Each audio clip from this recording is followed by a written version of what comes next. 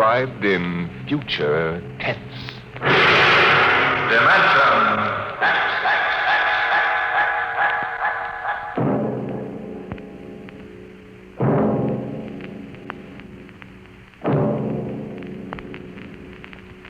Can you predict what will come in 100 years? Or in 10? Or in the next minute? Some people think they can. Nuclear scientists, mathematicians, astronomers, biologists. They'll predict the shape of the future. Why? Because they make the future. Because they see beyond the known dimensions of time and space into the unknown. Dimension X.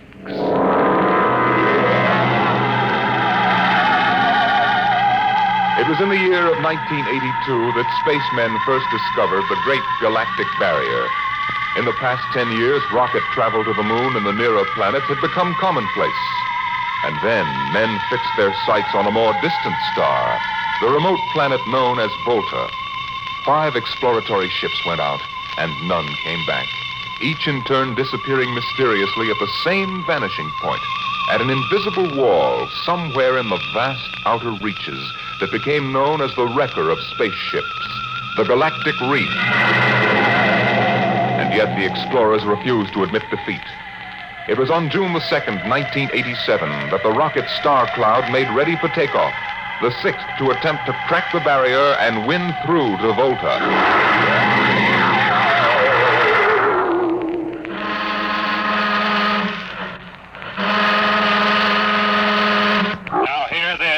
Condition green. 2 minutes. Captain, I don't suppose you'll want the ship's doctor up here on the bridge during blast off. I think not, Smitty. All right, then. I'll be in the sick bay, counting vitamin pills if you need me. Good luck, Lewis. Thank you, Smitty. Lieutenant Collier.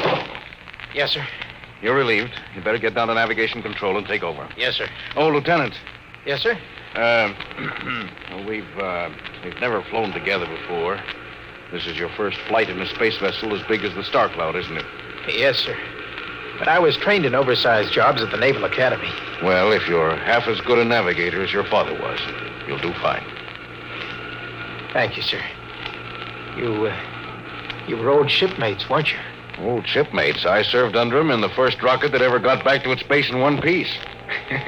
We flew that mission in a tin can not much better than a primitive guided missile. I almost went along on the last trip your father made to the barrier. Too bad about that. Yes, sir. Now, that's all, Collier. I'll bus you when you get down to nav control. Lieutenant Paulson. Yes, sir. Get me ground control tower on the radio. I want to talk to Colonel Harrison. Sparks has the circuit up now, Captain. Go ahead, sir. I patched in our bridge speaker. Colonel Harrison? Yes, Captain? We're standing by for takeoff in 60 seconds. Good. The field is cleared of all personnel. We'll try to reestablish radio contact immediately after takeoff. In any event, there'll be a 24-hour ground monitor. Fine. Good luck. I hope you make it. Thank you. Bridge to navigation control. Nav control, Collier. Ready, Lieutenant? We're ready, Captain. The course is in the integrator for takeoff at 1200 hours. All right. Stand by for blastoff. Bridge to engine room. Fire up your rocket chambers. Take off at exactly 1200 hours. I'll read you off. 20 seconds. 19, 18, 17, 16. Condition red. Hold it. Revoke all orders. Who turned in that alarm? We uncovered a stowaway, sir. Stowaway, where, Masters? Hiding in 6 Bay. Dr. Smithson found him. Have him brought up to the bridge. Engine room, kill your rockets and stand by. Thorson, this is Colonel Harrison at ground control. What's holding you up? Trouble. What's the matter with you? What's the matter with you? There's a stowaway aboard. Stowaway? Yes, I thought your men were supposed to police this base. What's the matter with you? All right, Captain, take it easy. You know what this delay can do to us, don't you? 1 minute later, takeoff can throw us 1,000,000 miles off course. We'll have to reintegrate the whole works. Well, look, how long do you think it'll take? Don't bother me for a while. I'm busy. Stupid idiots. Captain Thorson. Oh, come in, Smitty. Here's your stowaway. I'll court-martial the... Charlie. Can you use a good radio man, Skipper? I see you two have met. Met? The skipper and me made 50 trips to the moon together. Didn't we, Captain? Charlie, if you wanted to come along, why didn't you volunteer? I did, Skipper. They turned me down. What's wrong with you? Acceleration bends. Oh. They said my arteries wouldn't stand another trip. Well, I'm sorry to hear that. But they're wrong, sir. I got one more good trip in me. Now listen, Captain. You know these green kids don't know the first thing about space radio operations. You put a man like me on, I'll be getting you a bedtime story from Mars. Now, listen, Charlie, you know the regulations as well as I do. I can't take you much as I'd like to. Colonel Harrison will murder me for this. Oh, I'm sorry, Charlie. I'll have to put you aground. I'll tell you what. I'll ask Harrison to put you on his ground radio contact. It'll seem as if you were right here with us. He won't do it, sir. He'd better, or I'll have him busted to corporal for letting you sneak aboard. Now, you'd better be off, Charlie. Masters. Yes, sir. I'm sending this man aground. Give him time to clear the launching platform. Yes, sir. So long, Charlie. I'm really sorry. Good luck, Skipper. I thought you were going to have him drawn and quartered. If been anybody else, I would have, Smitty. But Charlie, well, he's kind of special. Been with me since my first command, when Giller run to the moon. If he wanted to come along this time, well, it's only through loyalty to me. You know, Lewis, I didn't realize it before, but you're almost human. Bilge. Navigation, Lieutenant Collier, you there? Nav control, Collier. Lieutenant, how badly are we fouled up? Can you recalculate the course, or shall I cancel the takeoff? I've already plotted a new course on the integrator, sir. Good. Can we take off in exactly 2 minutes? 2 minutes? Yes, sir. If we can, all we need to correct is for only a 1 degree deflection. I can do that before we breach the stratosphere. That's quick work. Are you sure? Positive, sir. Well, all right, Collier. I'm putting it in your hands. We'll blast off on your signal. Lewis, isn't that a lot of responsibility for a young green officer? Yes, but if he can't do his job, I'd rather find out now than at the galactic barrier. Bridge to engine room. Prepare to blast off on navigator signal.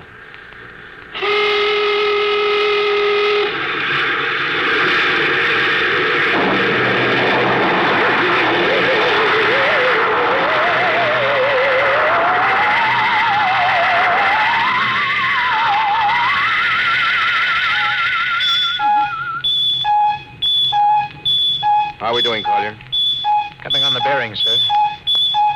4, 3, 2, 0. We've intersected the course vector. Good work, Collier. The course is corrected, sir. Ready to go into atomic overdrive anytime you say. All right, stand by. Now hear this. Now hear this. Prepare for maximum acceleration. Bridge to engine room. Kill your rockets. Rockets out. Fire up number 1 cyclotron. Number 1 ready. Fire up number 2. Number 2 ready. Withdraw your dampening rods. Aye. Fission chamber ready. Blast tubes cleared. All generators operating at capacity, sir. Right. Go into overdrive on the count of 0. 5 seconds, Captain. 3, 2, 2, 1, 1, 0. 0.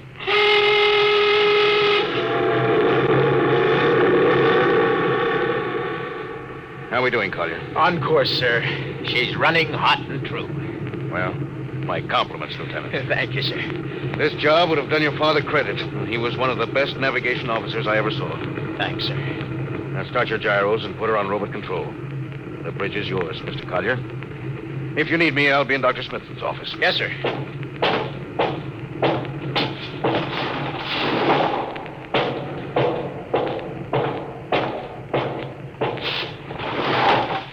I see you got us off the ground. You can thank young Collier for that.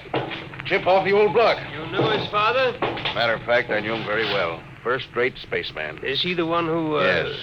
He was lost in the galactic barrier on the second ship we sent out to Volta. Lewis, just what do you think this galactic barrier is? Oh, your guess is as good as mine, Doc. All I know is that 5 ships have gone into it. None of them have come back out. How about Miss Struvik's theory that it's a time warp in space, that the ships reach it and slip into another dimension? Rubbish. My theory is that the galactic barrier is nothing more than a radioactive layer of some kind. What makes you say that? Well, we know that radar signals bounce off it like they were hitting an invisible glass wall. And we know that it destroys our ships and crews in some way. But there's no other logical explanation. What makes you think we can get through it, Lewis? Because we're ready for it. The others weren't. The entire hull is completely shielded with lead. We can crack through any radioactive cloud ever detected. The Besides, we're equipped with some new UHF radio devices that should enable us to maintain radio contact with Earth. Nothing can happen. Absolutely nothing. Who are you trying to convince? Myself, I suppose. Lewis, you've had your share of glory. First skipper to reach the moon back in 1962. Yeah. You could have retired. Why are you risking this trip? Because 5 ships are missing. And men like Prentice and Marketson and young Collier's father. I'm tired of seeing good men fed into that meat chopper. Then why are we going? We haven't any choice, Smitty. We're in a race, the kind of race where men and ships are expendable. According to Interspace Code, the first nation to reach Volta can claim it. Personally, I want no part of it. Doc, there are a dozen nations who feel very differently about that. I know. You're right, of course. Well, at least it won't be boring. I'll have to play physician morale builder and mother substitute for 112 slightly nervous men. Your morale doesn't sound too good, Doc. As morale officer, I can state without fear of contradiction, it is terrible. And something tells me that as we approach that galactic barrier, I'm not going to be alone.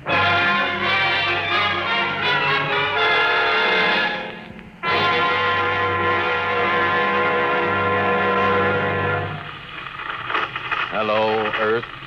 Hello, Earth. Captain Thorson of the Star Cloud calling Earth. Star Cloud to Earth. Can you read me? Hello, Star Cloud. Hi, Captain. Charlie. Well, I see they haven't court-martialed you yet. No, sir. Thanks to you. That's good to hear you. You can read us the funny papers on Sunday morning. Right. How's our signal? Strong. Clears the bell. Well, here's our log report for Colonel Harrison. Ready? Shoot. June 2nd, 1987. 4 weeks out from Earth. Running true, no radiation. Operation normal. Still making our approach to the galactic barrier. That's all, Charlie. See you later. Good luck, Captain. I sure wish I was with you.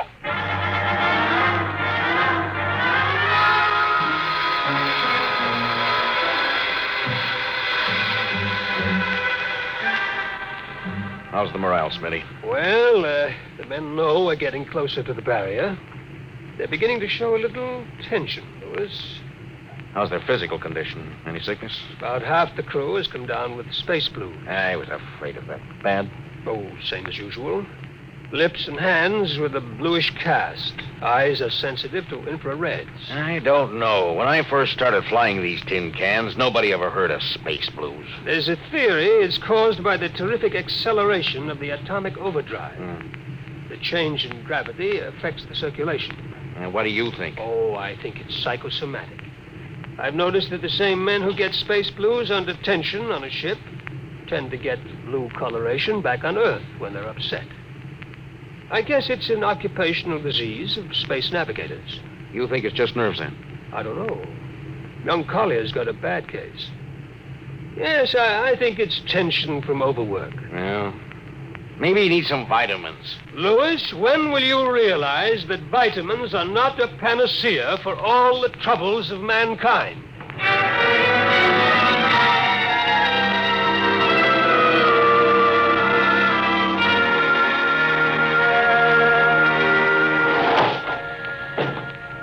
Sir, I understand you've relieved me from duty. Dr. Smithson says you aren't looking very well, Collier. I'm just giving you a rest. But, sir, I feel perfectly able to continue. Your lips are as blue as Minnetonka. Captain, I'd like to remain at my post. Now, don't be so foolhardy, Lieutenant. I'm not being foolhardy, sir. You see, I have a special personal reason for wanting this expedition to reach Volta. Oh, your father? Yes, sir, my father. You think he might still be alive? Huh? Sir, I have to find out what happened. I think I understand. Very well, Collier. Report back to duty.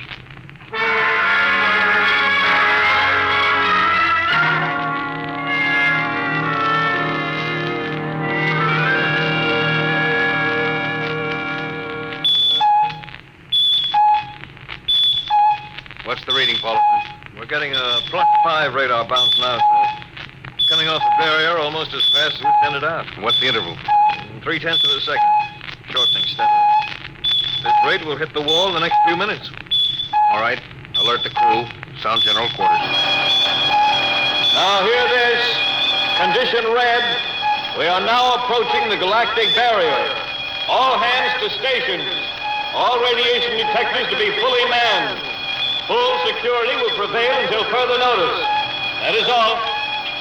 Paulson. Aye, sir. Radar bounce is up to +6. We better try to make final contact with Earth. Is Sparks still trying to raise the base? Yes, sir, but he's not having much luck. No? Seems to be some interference. Oh, that's the radio room now. Yes? You've got him? Well, cut in on the bridge speaker. The captain will take it from here. Hello. Star Cloud to Earth.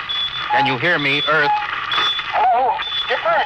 I can barely read you. We're getting heavy static from sunspots. That's not sunspots. We're right on the galactic barrier. Getting a +7 radar bounce. Expect to hit the barrier almost any second now. Good luck, Skipper. Look, Charlie, stick with us, will you? We're switching to the automatic center now so you can track us in. Okay. If we crack the barrier and come through still in one piece, I'll try to get back to you on the high-frequency band. Gotcha, Skipper. Don't worry. I'll be waiting. So long, Charlie. So long, Star Cloud. We must be getting awfully close now, Captain. Echo's bouncing back so fast, it's almost beating the signal. Well, when they coincide, hold on to your hat. That's when we run into the wall. Any second. Hold on. Here goes nothing. Here it comes.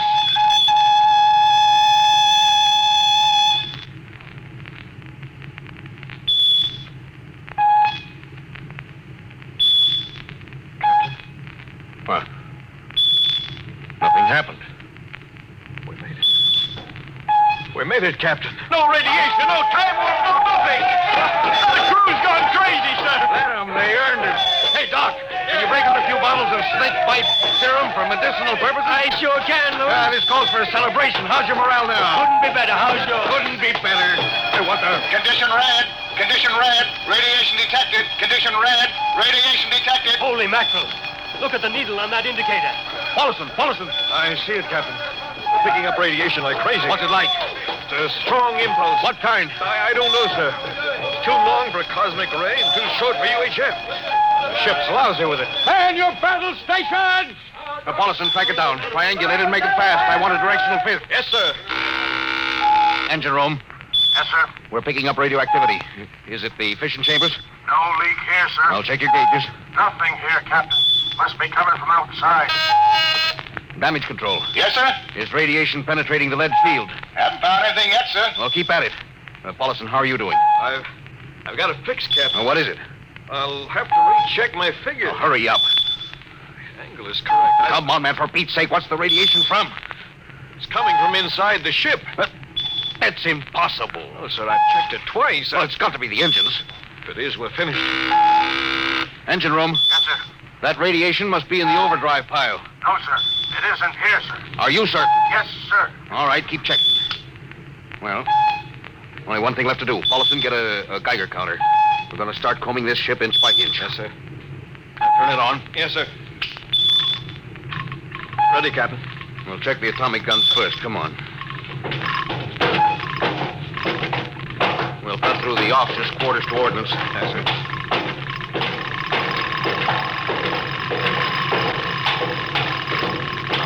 Through here. All right. Wait a minute, sir. Huh? What is it? The signal's weaker now. Yeah.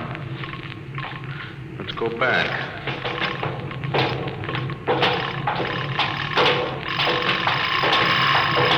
Hold it. Seems strongest right about here. Doesn't make sense. Whose cabin is this?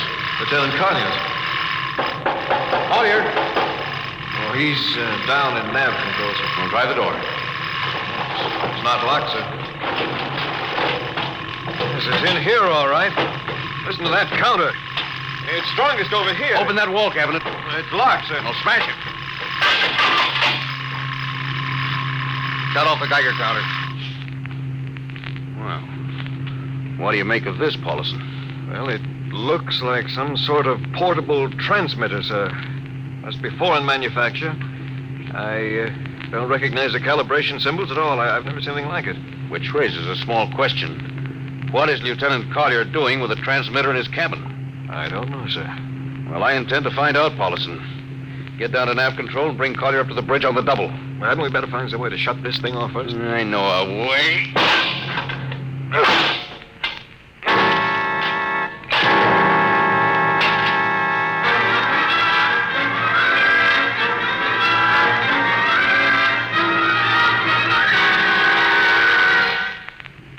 Lieutenant Collier, I'm going to ask a few simple questions.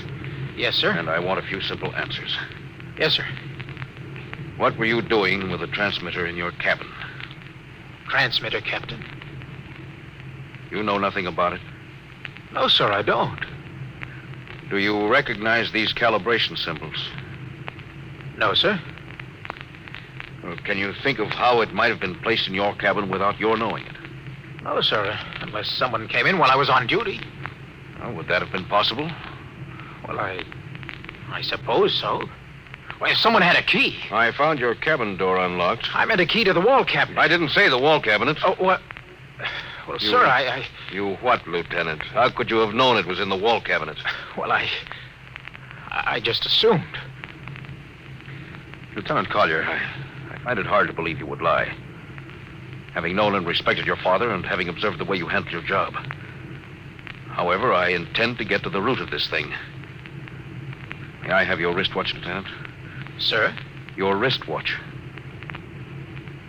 Here you are, sir. Paulison, turn on that Geiger counter. Yes, sir. Now hold this watch next to it. Yes, sir. That's all. Lieutenant, if you hadn't any close contact with that transmitter, how do you explain the radioactivity of this watch? Well, I don't, sir. I think you'd better. To whom were you sending those signals? Condition red. Condition red. There's your answer, Captain. What is this, Collier? Alien spaceship approaching. Alien spaceship approaching. Collier! Who's aboard that ship? All right, now talk. Very well, Captain. My mission seems completed. Your mission? Are you admitting that you're an agent of a foreign power? I am stating it. What nation? No nation, Captain. What? I am an agent of the Voltan government. The what? The government of the planet of Voltan. Are you crazy? Are you so stupid that you think your people are the only ones who can invade another planet? Lieutenant, what do you mean? We've had agents operating on Earth since 1945. I don't believe you. What do you think happened to those 5 ships, Captain? Where do you suppose we got our information? Your language, your culture, family background. Your appearance, you look like... Like Commander Collier? Is that so surprising, Captain? We had a living model. I ought to kill you. That would be very foolish, Captain.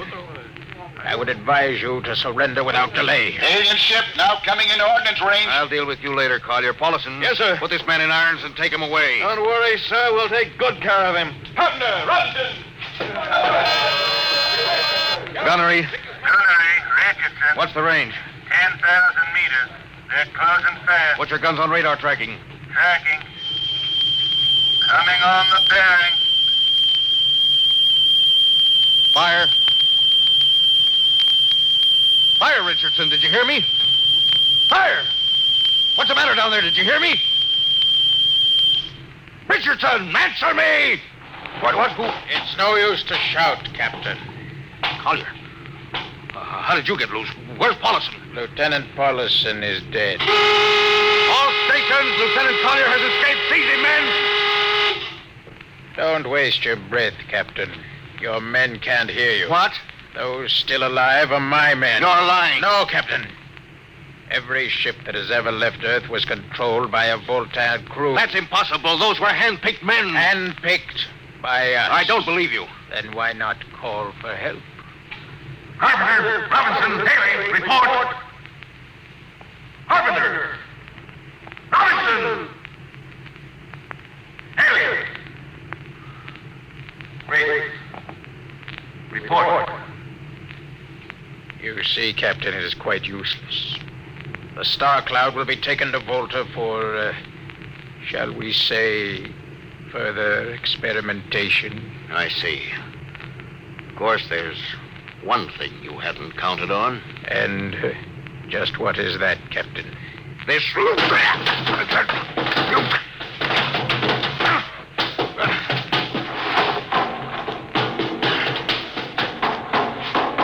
Carpenter! Are you in there, Lieutenant Carpenter? They can't all be dead. There must be One alive. Smitty! Dr. Smithson! Smitty! Oh, Smitty. What have they done to you? Lewis. Those dirty. Don't talk. I must lean closer. Not much time. Lewis, space blues. Space blues? What is it, Smitty? What are you trying to tell me? All men with space blues. Voltan. Here, let me help you. No, Lewis. Get message back to Earth. Voltan, 5th column. Watch out for space blues. Smitty. Smitty. Captain Thorson, you can't hide from us now. Come back to the bridge and surrender, or my men will come and get you. Oh, yeah? Captain Thorson, you can't come. Hello. Star Cloud calling Earth. Please, God, let me through before it's too late. Hello, Star Cloud to Earth. Come in, please. Come in, please.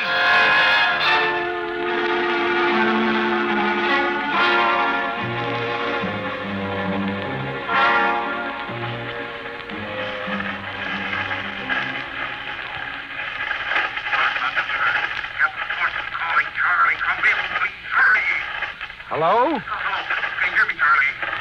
Skipper, is that you? You getting my signal? It's, coming in a little louder now, Skip. Keep sending. Thank God, Charlie. Now listen to me. Not much time. Get word to Colonel Harrison. Crew, mutinied. Most of crew members, Voltans. What? Voltans. Spell that. V-O-L... Voltans? That's right.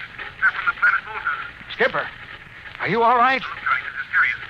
They'll be here any second. Now listen, they have a 5th column on Earth. They're planning to invade you. You don't mean it. Of course I mean it. Now tell Harrison. Posing as humans, you can detect them by space blues.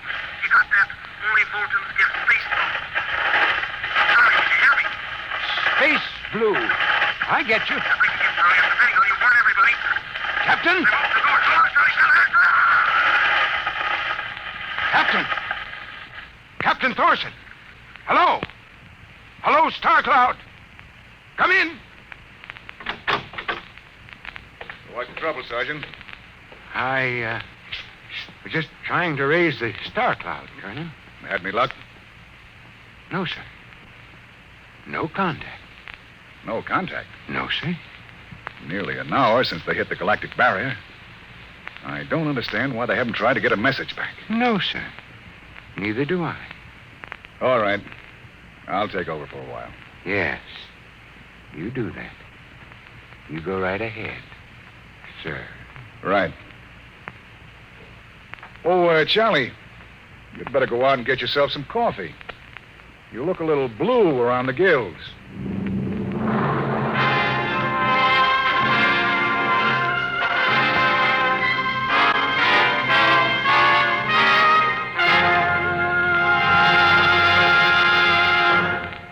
You have just heard No Contact, an adventure in time, space, and the unknown. The world of Dimension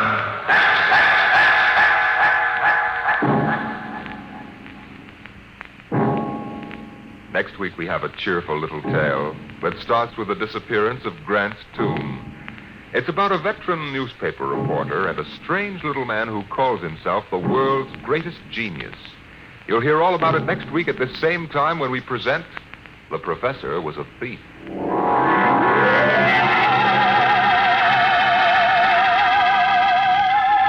Dimension X has presented No Contact, an original story written by George Lefferts from a storyline by Lefferts and Ernest Kinoy. Featured in the cast were Louis Van Ruten as Captain Thorson, Donald Duca as Lieutenant Collier, and Cameron Prudhomme as Charlie. Your host was Norman Rose. Music by Albert Berman, engineer Bill Chambers. Dimension X is produced by William Welch and directed by Edward King.